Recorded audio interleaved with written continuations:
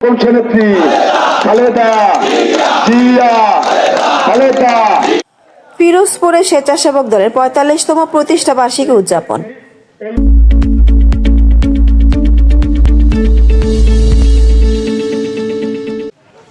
বাংলাদেশ জাতীয়তাবাদী স্বেচ্ছাসেবক দলের ৪৫তম প্রতিষ্ঠা বার্ষিকী উপলক্ষে ফিরোজপুরে নানা কর্মসূচির মধ্য দিয়ে দিবসটি পালন করা হয়েছে।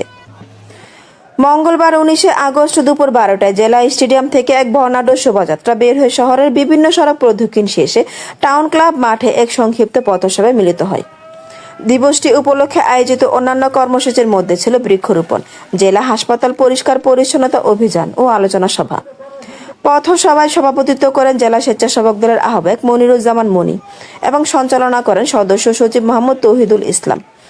আলোচনা সভায় বক্তব্য রাখেন জেলা যুগ্ম আহ্বায়ক নাদিম শেখ, আসাদুজ্জামান লিটু, আখতারুজ্জামান সুমন, আলামিন মুন্সি প্রমুখ।